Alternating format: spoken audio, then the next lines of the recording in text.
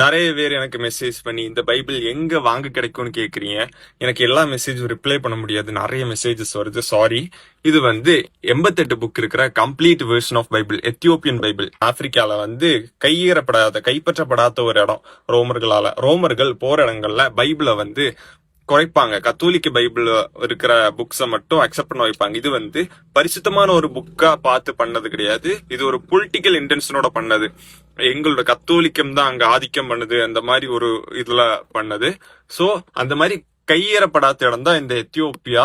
இதுல அங்க இருக்கிற பைபிள் எத்தியோப்பியன் பைபிள். இங்க வந்து 88 புக் இருக்கும், எடிட்டட் கிடையாது. சோ இது வந்து நான் முஸ்லீம்கள் வந்து பைபிள் எடிட்டட், அதனாலதான் ஜீசஸ் வந்து கடவுளா வர்ணிச்சிருக்காங்க அப்படின்லாம் சொன்னதுனால எடிட்டட் இல்லாத ஒரு பைபிளை வாங்கி காமிச்சிடலாம் அப்படின்னு வாங்கினது.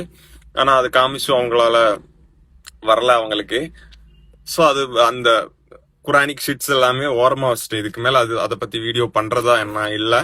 சோ இது தேவைப்படுறவங்க வந்து ஆன்லைன்ல சர்ச் பண்ணிக்கோங்க, கம்ப்ளீட் ஆர்த்தடாக்ஸ் எத்தியோப்பியன் பைபிள் வாங்கி படிச்சு பாருங்க. இதுல வந்து ஏனோக்கினுடைய புஸ்தகங்கள்லாம் இருக்கு.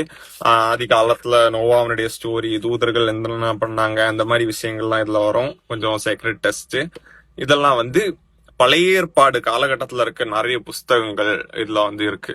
இது ப்ரொமோஷன் வீடியோலாம் கிடையாது. எனக்கு எத்தியோப்பியால இருந்து காசு எதுவும் வரப்போறது இல்ல. கேட்டீங்க, சொன்னேன்.